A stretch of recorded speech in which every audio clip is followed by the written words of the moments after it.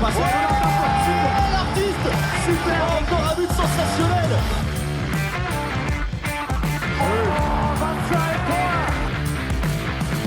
That's a brilliant bit of follow-up play by Maher. Oh my goodness me, what a shot. Sagosen setter det hen! Han setter den! De er i semifinale igjen! Hello and welcome to the Uninformed Handball Hour, and we have a special bonus episode for you on women's handball. We did miss a morning club last week, so we felt guilty, and we wanted to bring you another podcast. There's a lot of talk on the women's side. The European Championship qualifiers took place last week. The Olympic qualifiers are coming up as well. So some big games on the international stage for women happening. It's Alex Mair here, and I'm joined by Chris O'Reilly. How are you doing, Chris?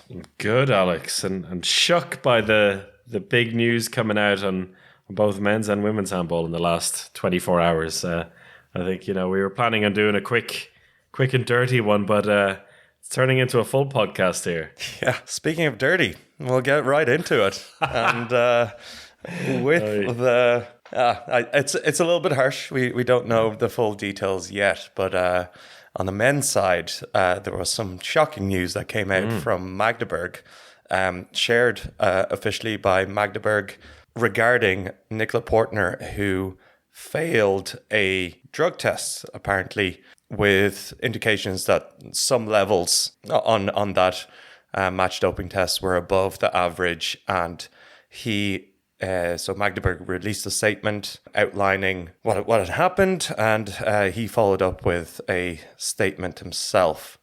But it's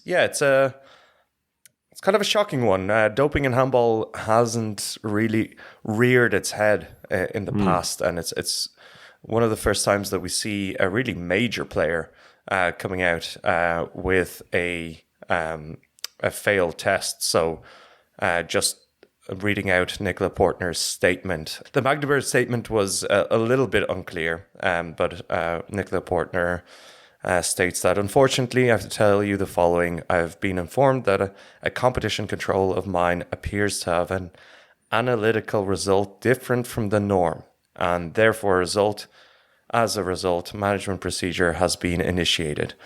I am deeply shocked by the information. I am deeply sorry about the situation and will go out of my way to demonstrate that I have not violated anti-doping regulations and have always acted according to the values of the sport and will continue to do so. Please understand that I can't make any further statements about this at the moment. So, kind of fairly clear statement from Nikola Portner there, leaning towards the kind of mistaken substance taken, potentially. Hard to kind of predict at this point what it is, but when it comes to analytical results different from the norm, that's basically how you find out these things normally. So I think that itself is not that.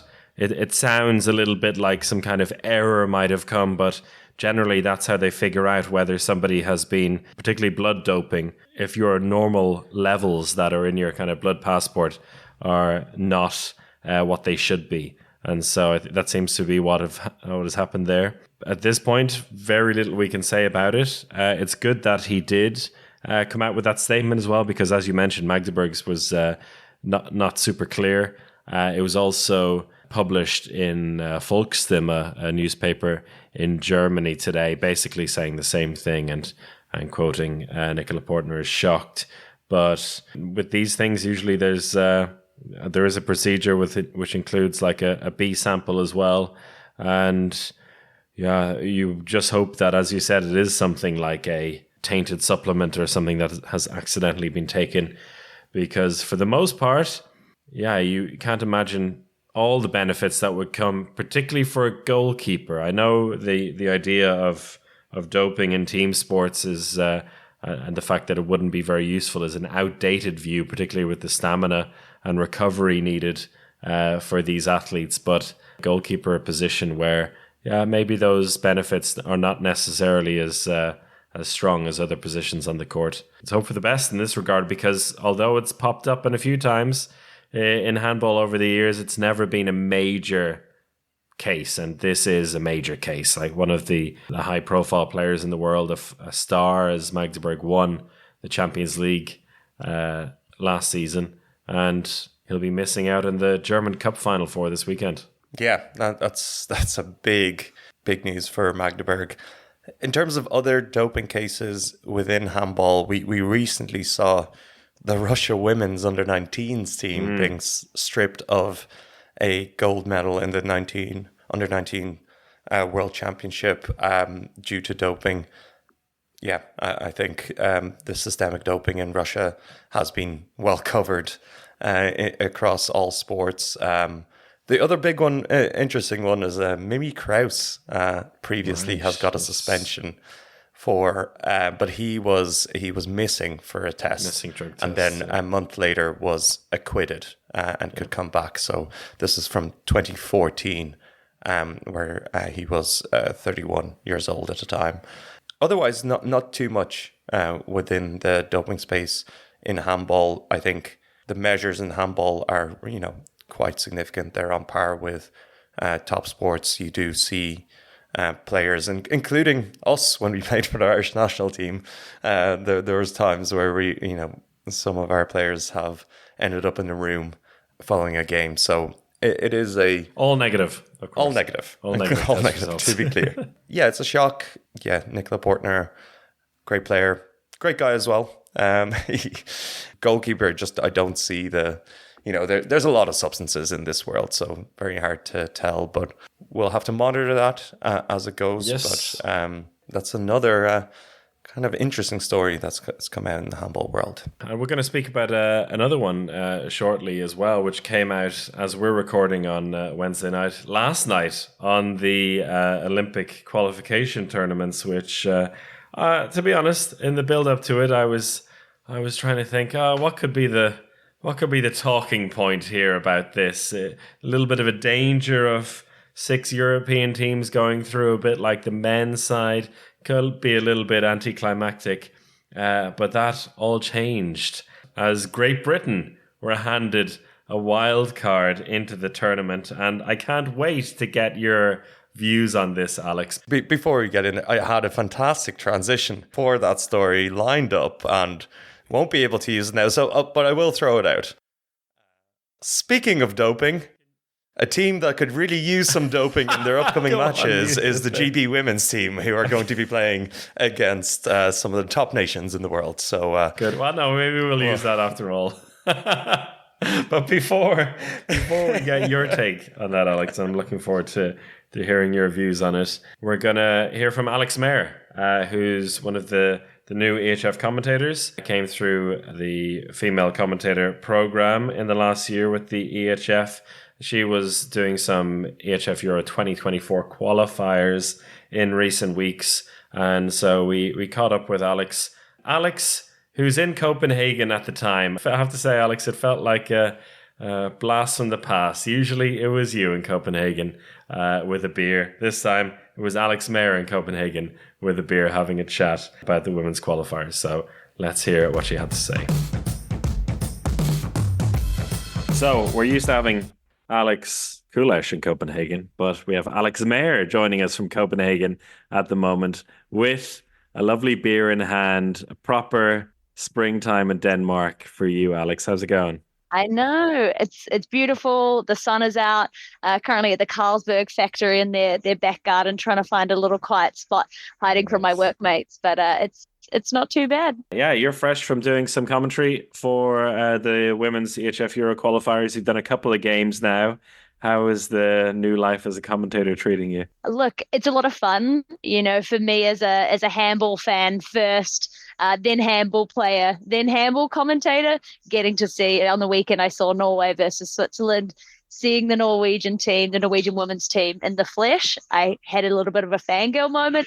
Then I brought it down. I became professional again, I like to think.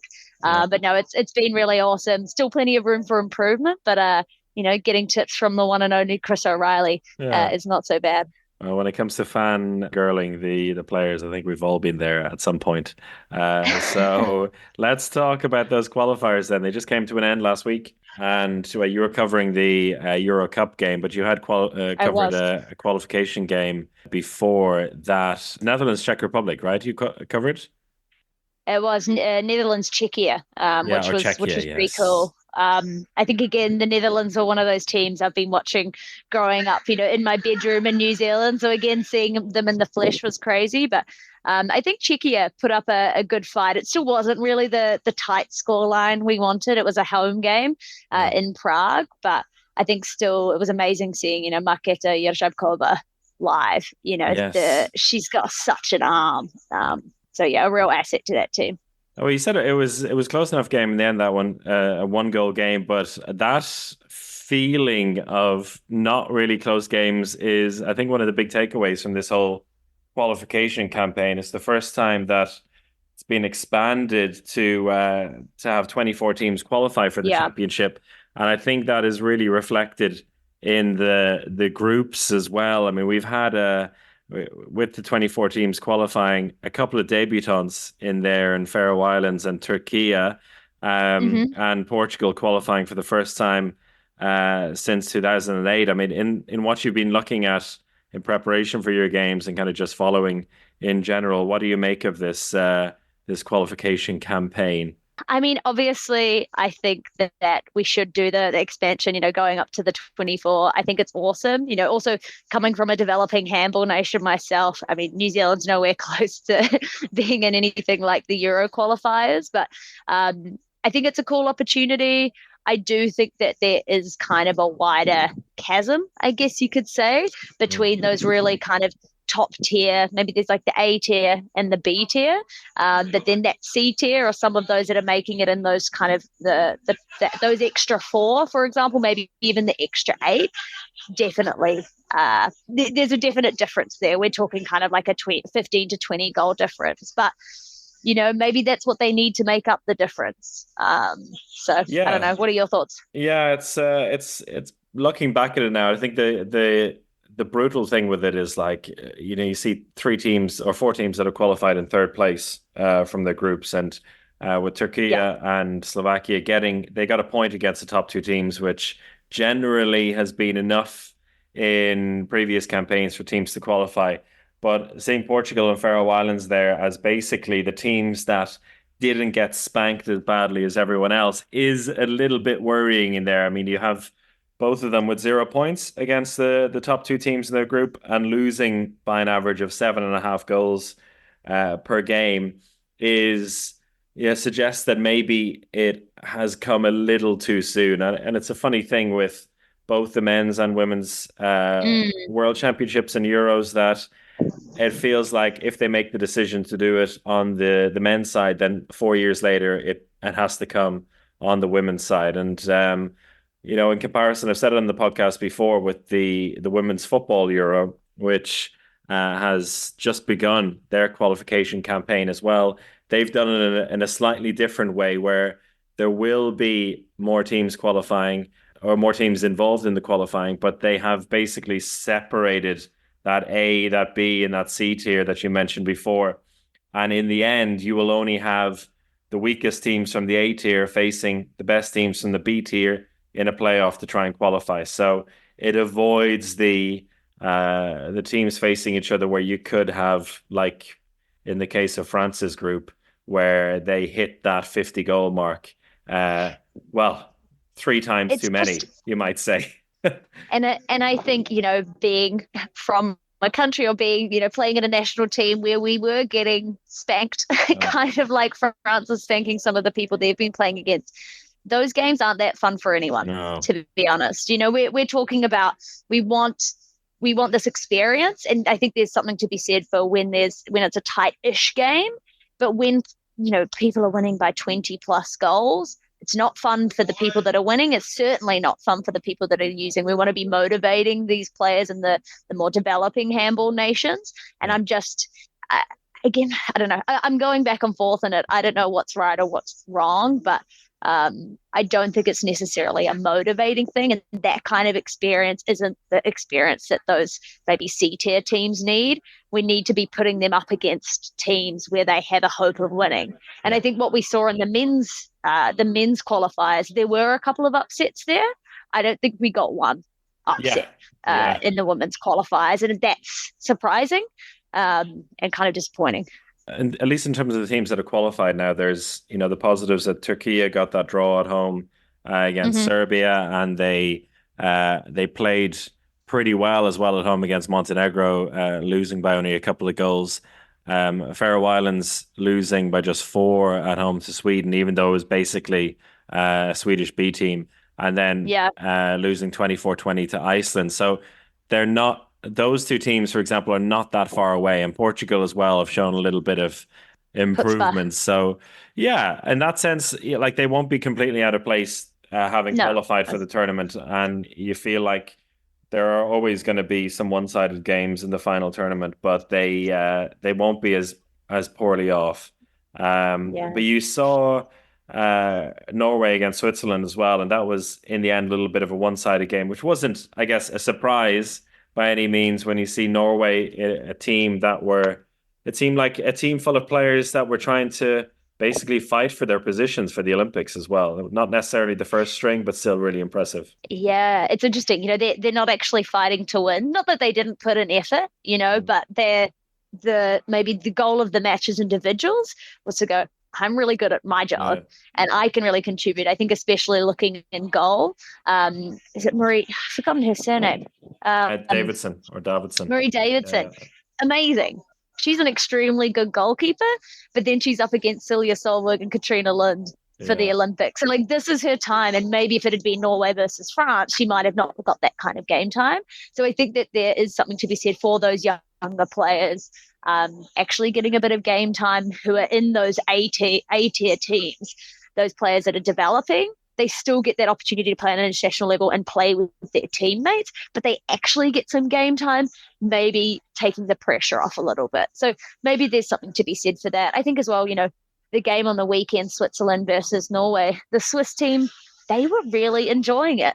I think they probably at a certain point realized that a home win was off the cards, but it didn't stop them actually having a bit of fun. We saw a great bit of interplay. Mia Emeneka on the right wing, she set up a couple, she executed one, and there was that amazing goal with Era Baumann, the 16-year-old Swiss left wing, which is just she was so chuffed. And so there's still highlights of those games, even though Switzerland lost by, 21 goals. Yeah, and the Swiss team, they showed us some really good stuff at the Euro as well last time around. And in pot 2 as well, the draw coming next week.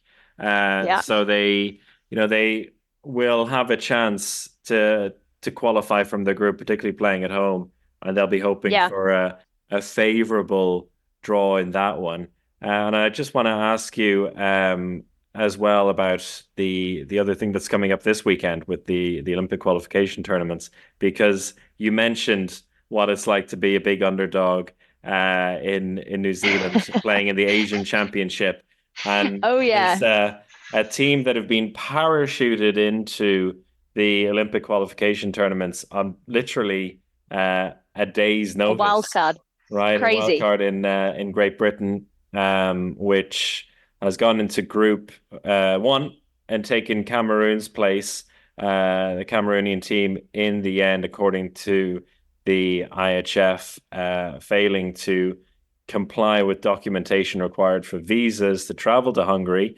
And with the Cameroon team, they've had their issues in the last few years with players also disappearing as soon as they've reached the tournament. We covered that in the podcast during the Women's World Championship with a journalist in Cameroon. So they're out.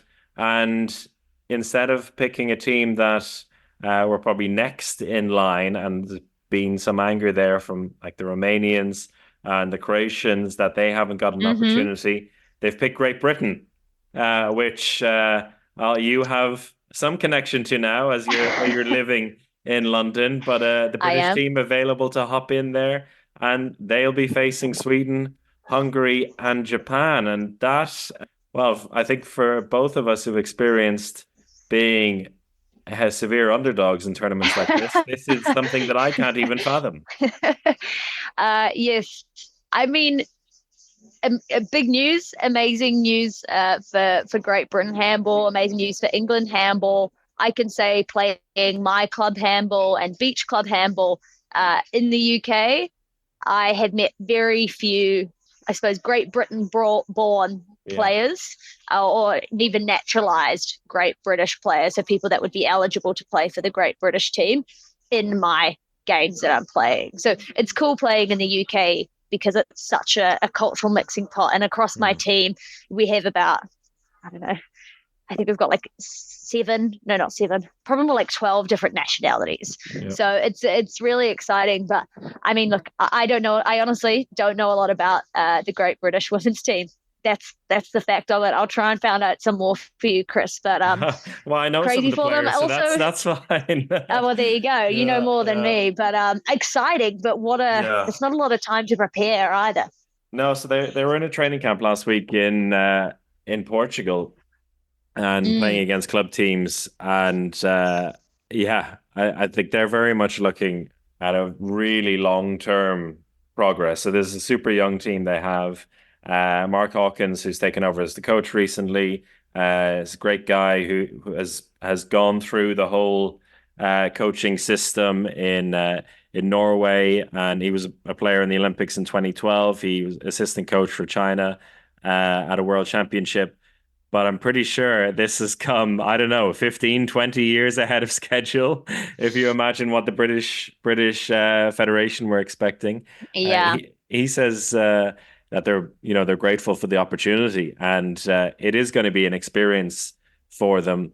But you have to wonder if it for the tournament was the right thing. I mean, let's just hope nobody gets hurt in the situation like this. Also for the teams they're playing against, it's going to be tough. Like this, we talked about Turkey as a team that have snuck through in the qualification.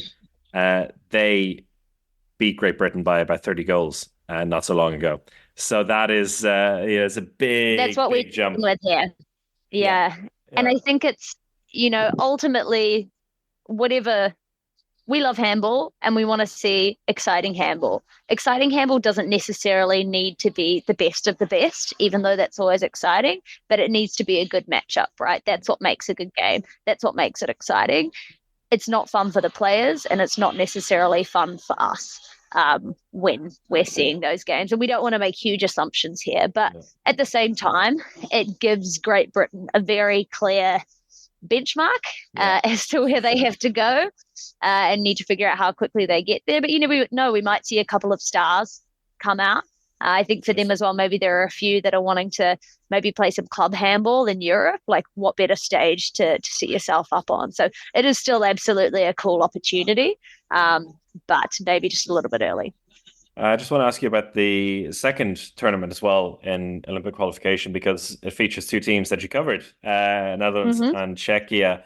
They'll be facing off against each other, Argentina and Spain, the home team in that one. Two teams go through there. Spain have the home advantage, but this Czech team have been quite impressive over the last few months. Do you reckon they could sneak in and get one of those two spots?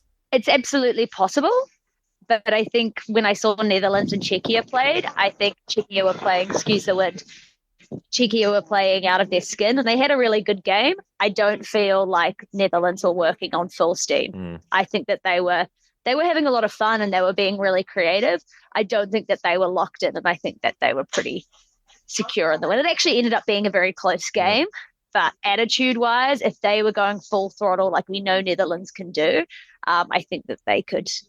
I would pick Netherlands. I'm not saying Czechia couldn't do it, but I think my picks would be Netherlands and Spain. I'd agree with you. I have to say Netherlands and Spain in the top two there. We'll have to see. It's a tough. It looks like a tough weekend in terms of surprise teams getting through, and that is something we talked about after the men's qualification tournaments, where it was a clean sweep for the European teams as well. And you look at there's Japan will have an outside chance in their group. Argentina, hard to see, and Paraguay, no chance at all. So It could again be a clean sweep for the European teams, which is not necessarily what we want to see at Olympics, having 9 out of 12 teams coming from Europe. No, but you never know. We could see it, but yeah, we want to expand the handball globe, and if we keep it all in Europe, keep all the good stuff in Europe, it's only good for Europe. And as us both I suppose you're a European, right? Not in spirit, I would say, in the handball world. Yeah, exactly. Yeah. But no, love it. Appreciate your time, Chris. Thanks for having me. Enjoy the Carlsberg. Very jealous, and talk to you again soon, Alex. Thanks. Amazing. Thanks, Chris. Bye. Take care. So after your brilliant intro into the topic of Great Britain getting into the Olympic qualifiers through a wildcard, I can't wait to hear your take on it, Alex. But before we get that, just like a bit more context for this. And we touched on it there with Alex Mair earlier. But on Tuesday evening, the news came through that from the IHF that the national team of Cameroon, who we've spoken about a lot in recent months at the World Championship as well, failed to comply with documentation required for the visa to travel to Hungary in time to take part in the qualification tournament in Debrecen. Despite all efforts made by various bodies, they couldn't make it happen. And so the IHF tried to give the place to another African team. All of the teams they contacted couldn't confirm participation in time, and so the spot was open for a wild card. And of all the teams they possibly could have gone for in the world, they've gone for Great Britain, a team who only less than a year ago had to drop out of the EHF Euro, the aforementioned EHF Euro qualifiers, due to financial reasons, and I think also understanding that they were going to be in qualification tournament 1 or phase 1 instead of going straight through to the second phase, which they're expected to do. They knew they couldn't compete at that level and bowed out of it. But here they are now facing Sweden, Hungary, and Japan over the next 4 days. Incredible news. It feels like the beginning of a wacky teenager sport movie, but I fear there'll be no happy ending to this. Yeah, I'm just trying to see if GB got a bunch of ringers recently, trying to check their team if they managed to recruit some top level players, because it's crazy. Like, of all teams, why GB? If you look at the women's qualification tournament, there's it's really the top teams that are participating there. There's plenty of other options for kind of entrance. Like you have, so the group is Sweden, Hungary, Great Britain now, and Japan, and Netherlands, Czech Republic, Argentina, and Spain, Germany, Montenegro, Slovenia, and Paraguay. So really, it's the top 8 teams in Europe that are actually in this qualification tournament. Teams that aren't in it are Croatia, previous medalists at European Championships, Romania, Poland, Switzerland, Serbia, and North Macedonia. Those teams all available to play. I don't know why some of them might not just jump on the opportunity. Yeah, I'm pretty sure they would happily have jumped on. And, on the next up list, so to speak, in terms of qualification would have been Romania, Croatia, then Poland, in terms of their finishes at the World Championship from 2023. But the IHF actually goes some way to explaining why they chose a team like this instead of another top-level European team. And I'll take you through the motivation, and then you can tell me what you think of that. So they discussed the limited options and decided to award the place under the light of development purposes in order to keep the competition as fair as possible. So the objective of the decision was to allow all teams a fair chance of having the same number of matches, first of all, and to find the best possible balance and provide the best chance of progression for all teams involved. So basically what that is telling me is that they wanted to find a team they knew would not finish in the top 2. Because if you brought a team like Romania or Croatia in there, then they would be a serious competitor against the other 3 teams for a top 2 spot. They wanted to find a team that basically they're saying Cameroon wouldn't have had a chance, and so we want to find another team who don't have a chance. Fair. But even then, GB, I'm surprised GB took the opportunity. Like, they lost by 30 goals to Turkey in their last qualification match. And it's a team that's improving. You know, the GB Women's youth program has done so well to gather some very talented players. So you really have to respect GB for how they've grown. But it's just, they're going to be fed to the wolves. Not only that, they're thrown into the most difficult group of these qualifiers.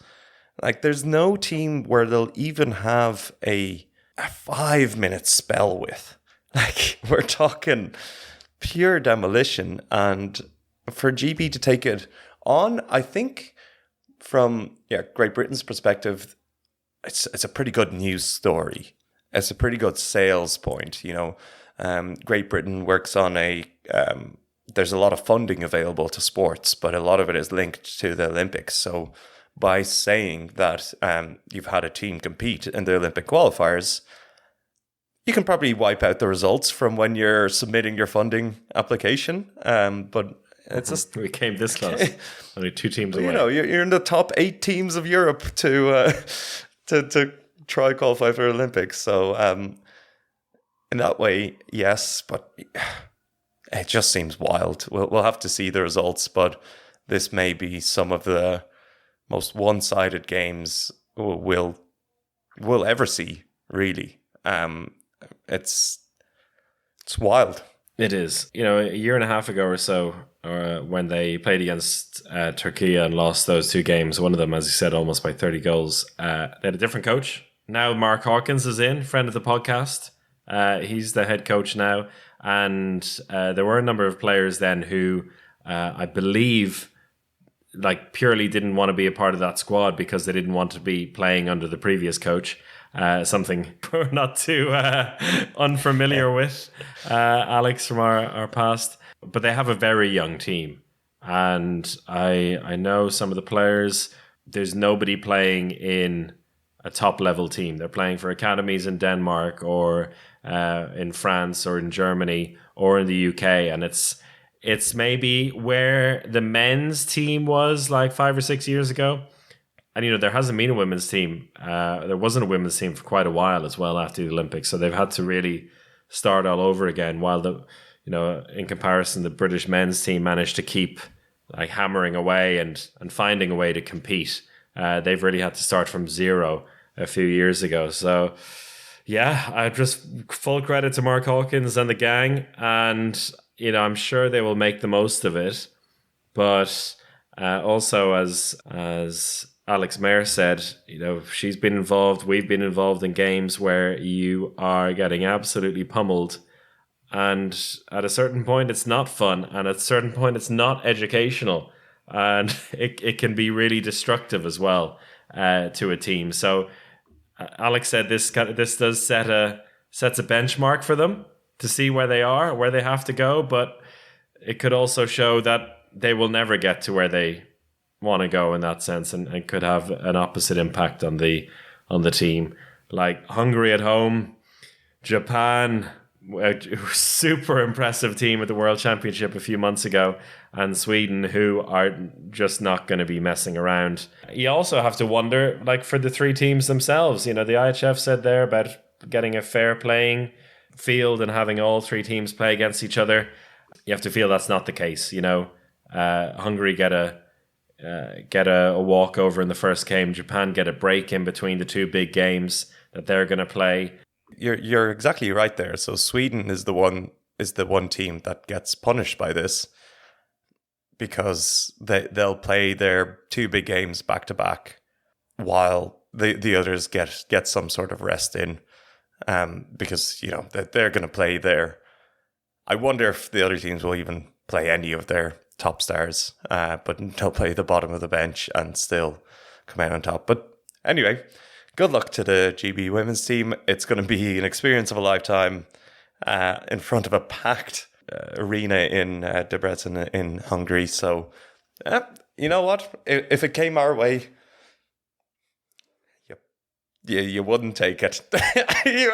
Would you say yes? I mean, I feel like this is a very equivalent situation. We could almost put ourselves in those shoes. Like if we were offered an opportunity to play against Japan, Sweden and Hungary in an Olympic qualification tournament, I don't know if the entire squad would have said yes. I mean, a problem we always had, Alex, is that we were more intelligent people than we were handball players. I don't know if that wasn't always our strength, I'll have a quick look at the groups then. I want to hear, who do you think will buck those spots? Qualification Tournament 1, Sweden, Hungary, Japan. Which two teams are getting through? I'd like Japan to get through.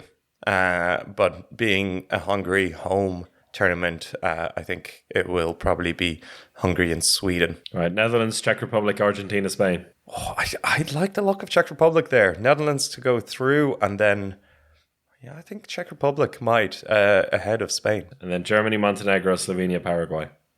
That's a tough one. Probably Germany and Slovenia. Good stuff. Thank you, Alex. And thank you all for listening. We'll catch you next week with another Morning Club. Goodbye.